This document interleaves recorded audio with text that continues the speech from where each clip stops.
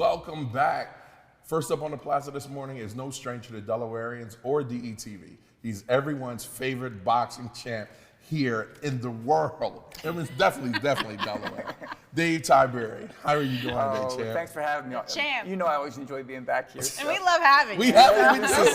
This is so much fun. We great that you just have your own segment. Not a bad idea. Right? I'm Not a bad idea. Champ, okay, you've accomplished a lot in your life, but this right here, this last week, you was inducted to the Boxing Hall of Fame. Yes, so last Friday, Saturday, and Sunday, I spent all weekend at the old Taj Mahal, which is now Hard Rock Casino. And what's interesting about it is 30 years ago is the most controversial fight in boxing history was at that casino when I fought James Toney. The most. And James Toney, last weekend, he and I got inducted to the Hall of Fame together. So for 30 years, I didn't talk to this guy. Right. Wow. And it was very interesting because I was like, it's called a fan experience. So we had to be in VIP parties from Friday night till Monday morning, basically. So exciting, though. It was so exciting. I mean, when you see guys like Roberto Duran walk into the room, and you see Larry Holmes, Vinny Pazienza, the greatest fighters of all time, and so to be able to spend time with them, it was very demanding because the whole idea is to make sure the fight fan gets the opportunity to spend time with you. But it was a lot of fun.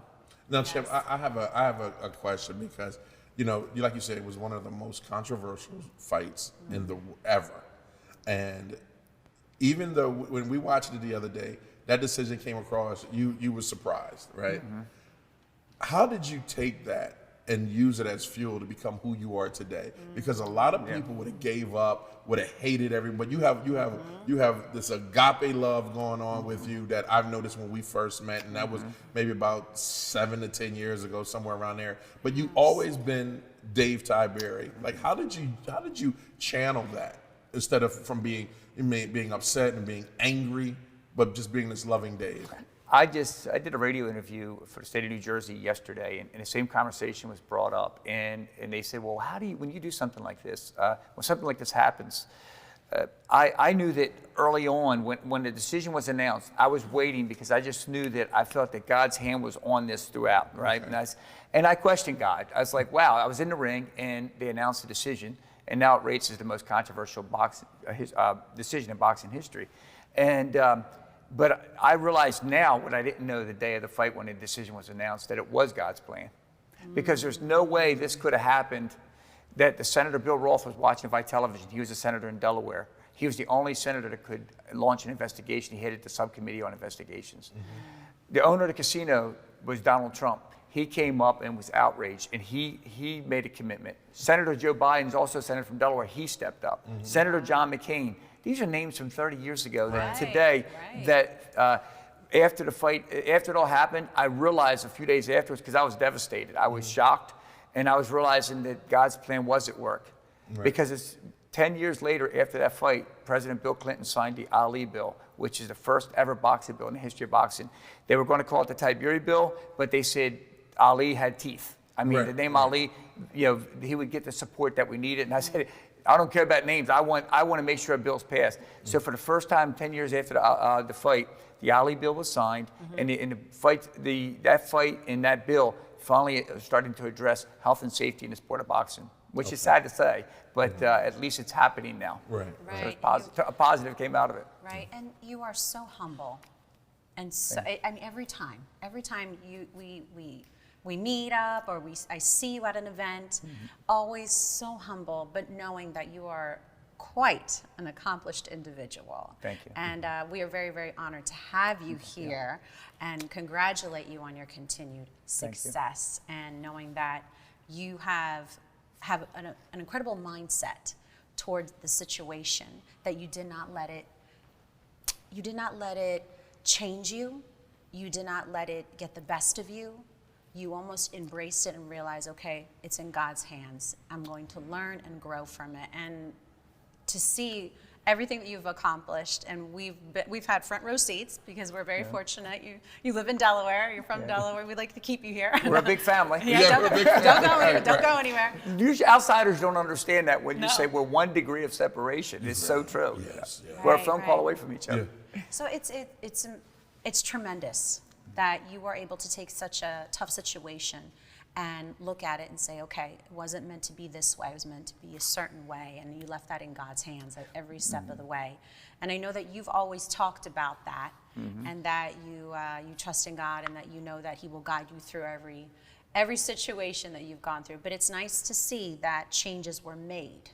Even though, yes, a little late, but changes were made for the future boxers that we've learned from it together collectively in the boxing industry. And it's a really good point, because when my wife and I walked around, Angela and I were greeting a lot of we went up to a number of fighters, and my wife she brought it to my attention. She said, Dave, she said, you don't have speech impediments. She said, yes. listen to some of your colleagues that you're spending time with. Yeah. Right. Bernard Hopkins is one of my best friends. For 6 years, we were sparring partners, and he's doing great. But we have the same conversations. So there was a time that day on February 8th, 1992, that God knew that I needed to step out of the ring and play a bigger part in the sport of boxing besides the fight itself. And then He also protected me with my health when I talked to so many fighters that have, the disease is called pugilistic dementia. Okay. And Ali, that's what Ali passed away with, pugilistic dementia. And many fighters, a Delaware fighter, I won't mention his name, but a Delaware fighter was the youngest guy in history at 33 that got it. So it's not a pretty thing, but it messes with your motor skills. Yeah, So I was blessed. I hear a bell once in a while. I'm like, I'm only joking. It'd be a mass and hear the bell. Like, all right. Start tapping my nose. Now, and I love to use our platform to motivate people. What advice would you give someone else in life, just not boxing, but in any other aspect of life that may be going through something like that, a major defeat, like, and to turn it into something to fuel? What advice would you give them, champ? I had the greatest weekend over the weekend. I spoke in the Poconos to a group of Christian men. It was a men's Christian retreat, and they were from Africa. And it was so much fun, man. They know how to jam. We were having a good time, but we had the same conversation. And where's life taking us? There's a lot of young people in the congregation, in the audience. And I said, I was one of 14 kids. I never had anything growing up, but my dad instilled in us that you never quit, you never give up, and you always keep your blinders on. People will the people sometimes that care about you the most can sometimes bring you down the most. So as long as you have a dream and you have a goal, the only one that's really stopping you is you. Because even the Bible says, with God for you, no one, capital N-O, no one can be against you. And so when I even just think of that basic verse, and then also my favorite verse is Philippians 4:13. I can do all things through Christ. So He doesn't say some things, He says all. And I just remind myself all the time when there's adversity, because I have adversity in my life like all of us. And when you face that adversity, you have a choice. You can stand on a quicksand or you can stand on a solid ground. And you make that choice. And so much of it is what you put into something. And then ultimately, I really believe, if my old trainer used to tell me this, you tell me who your 3 best friends are, and I'll tell you who you are. Who are you putting yourself around? Is it toxicity, or is it something that's going to a sweet aroma? Who are you putting yourself around? So to me, I try to live that every day, but it's very hard in a world that sometimes can be very toxic and controversial. But I'm blessed that the good people I have myself around to hold me accountable. My wife usually tells me the truth. They're usually good at that. So. I'm sure I think we've mentioned your wife before, and we've thanked beautiful. her. She's beautiful. And we always like to give credit where it's due, right? Yeah, she does.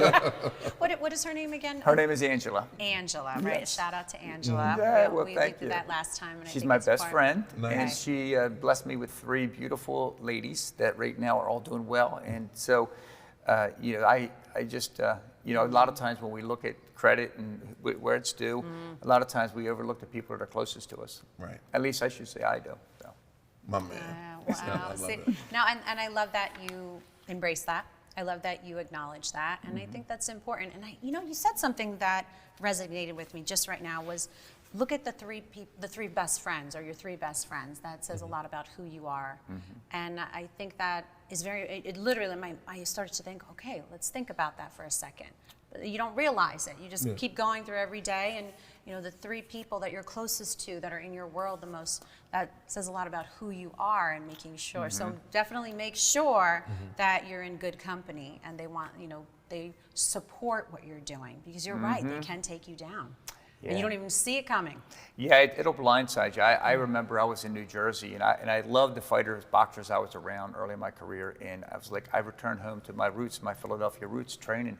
But I remember one guy would come in and he smelled like marijuana and a very talented guy. And I'm like, wow, this guy's so much. I wanted to aspire to be at his skill level, but I'm watching his personal habits and his behavior, and I'm like, you have everything and you're giving it away. Wow. And then when I went to Philadelphia, I went to a gym in Philadelphia, and there's a young guy named Bernard Hopkins, there's a young guy named Prince Charles Williams, Stevie Little. We became accountability partners from all different backgrounds.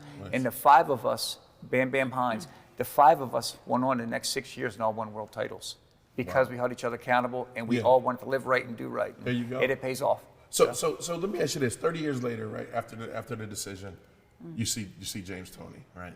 I knew you were going to ask me. You know I was coming. That. Everyone, because I'm watching the video, right? And as I'm watching the video, Face to face. I'm face to face. Face I'm to face. like, I mean, real close. there's like, I would have been surprised if like a little punch came out of it. Yeah. But no, you guys embraced. You enjoyed it. What was going through your mind? What was that feeling like? Take me back there. Nothing was staged. Right. Friday night, and keep in mind, James Toney won, I think, 18 world titles, and he also knocked out Evander Holyfield. So for me, that was really, it was the biggest win of my career. And so we ended up, Friday night, we were at the first VIP party. And so I'm talking to Michael Spinks. All the guys were all hanging out talking. And about a half hour later, James walks in the room and it got silent. I mean, everybody waiting. So like, he doesn't realize, because at one time I had hair. Right. So he walks right by me. And he's standing over there talking. He was signing boxing gloves, and they were asking us as people came up to sign the gloves, and so we're signing autographs. So he's seated over here, and so I had to make sure I put my Italian pride to the side. Right. You know what I mean? So You know about that Italian pride now. Right. You get a little taste of it every week. Yeah, just sometimes put that Italian heat to the side. Right. Yeah, keep that sauce over here. Right. So he's over here, and so then I came to the realization, because so many people were asking us, and my doctor friends grabbed me saying, "You guys," I said, "Doc, let it go. If it works out, it'll work out." We got all weekend. So then it was, my wife walks up to him. She goes, "Hi, Angela." He goes, "Hi, Angela." And she goes, "Angela Tiberi." And you know, so it was a little shocker to him. So he and his wife then walked outside to the mezzanine level. And so I started talking to Tim Witherspoon, a lot of the old fighters that I used to hang out with. And so we were catching up. And then the president of the Hall of Fame came over, and he said, "James is outside right now." He said, "I would like you and your wife go spend some time with James." I said, "Sure." And so immediately, as soon as I took the step towards the outside, everybody followed me. So I guess they're waiting for whoever to go. So then I went out, and I was joking with James. I took his left hand. I said, "James," I said, "you hit me here in the first round. I still get that chill down my back, because he does hit hard." And then he said, "But the last 11 rounds were pretty tough." Yeah, it was. So we got in conversation, and it was really good for the young people that were there. Yeah. Because they watched us joke around, and he has a cigar on the market now, a James Toney cigar. It's a real popular cigar. So we talked about that and his business, and I met his family, and he met my family and my daughters. And so the first night, but then it was really weird still. Then afterwards, it was still kind of awkward, because we were attending all these VIP parties. And then as we attended the VIP parties, we ended up on the shuttle bus together, knee to knee, because all these years. So no matter what happened, we had to end up talking. Right. So, and it didn't hurt guys like Roberto Duran, because he had big fights with Sugar Ray Leonard and others. Yeah. So listening to guys like that tell their story really helps. Because every time James mentioned it, he said, every time I mentioned my fight with this one or that one, he always said, "How about that Tiberi fight?" So it was something always that was brought up. Yeah. But then it echoed through boxing. Yeah, and it still does. Yes. I still get calls, usually from CNN and ESPN. I still do interviews, which is a lot of fun, to talk about health and safety of fighters. But James was going to go down as one of the best fighters in history. He's a phenomenal fighter, and I told him that night. I said, "James, you're an amazing person. I mean, he's a smart business guy." Yeah. So then the night of the Hall of nothing was staged. So the arena sold out where we fought for the Hall of Fame red carpet event. So they were telling us what time to go out. Nothing was staged at all. And we're behind the stage, so they saved James and I, Lennox Lewis and everybody else. Then they saved James and I for the end, the last two. I'm like, we're the last two announced to get our painting and all that. Right. So I said, "James, are you going first? Because he's a fighter, I'm a little, you still have that little bit of, Yeah. hey, listen, they have me going before you. You're supposed to go first. So we were messing around about Right. that. So then I went out and I announced, I gave my speech. And what was great is Delaware rocked the house. We literally, we had so many hundreds of people come from Delaware. Because you're Tiberi. Yeah, Like, no matter what that decision said, Yeah. right? We all know who won the fight. But the Delaware community just shows like Love. So Yes. the President of the Hall of Fame was excited. So then I walked back behind the stage, and the President of the Hall of Fame came over and he said, James. Then they called James up and they gave James a speech and the video of James, and then James went out and spoke, and so then he said, "Could you go meet James center stage?" And I'm like, And that was it, right? nothing was staged at all. So Right. I didn't know if he was going to punch me or if I didn't know if so you don't know what happens because so then the announcer was really good. He sounded like James Earl Jones. Let me tell you, he said, James, something happened 30 years ago that we want to, but it was really sportsmanship at its best. So I met him on center stage, and immediately fight-wise, we went nose to nose. Yes, immediately. Nice. Yeah, we didn't even stage it. We just went nose to nose, and then from going nose to nose, we ended up, step 2 was embracing. Yeah. And then step 3, then afterwards, we stayed till late night just hanging out and signing autographs. It was, but I didn't know this. On the internet, they sell the memorabilia. Yeah. So all these gloves are coming up, and all these equipment were coming up, and they were asking James and I to sign it together. And I thought it was like for their kids or whatever. Then I found out They were selling it.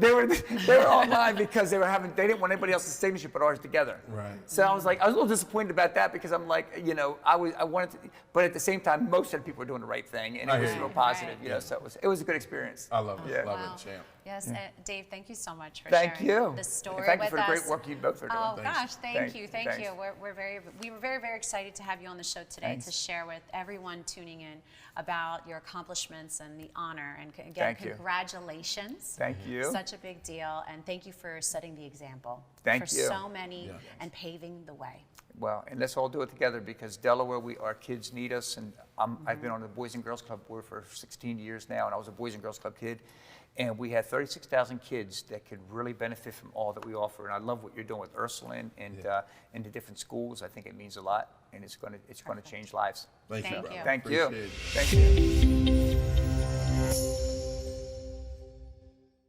What's up, everyone? It's your main man, Big Ob, the talk of the town, Mr. DETVCH.com, and I'm here with my wonderful and amazing co-host. Vincenza. We just stopped by to tell you to be sure, if you want any information on what's going on in Wilmington and to meet some dynamic people doing some amazing and great things, be sure to watch us live on Good Morning Wilmington on Mondays and Wednesdays at 10 p.m., Oh, Ivan, 10 a.m. which he said, 10 a.m. Listen to me. That's why he has me here. But yes, tune in live, 10 a.m. Monday and Wednesday on Good Morning Wilmington. DETVCH.com.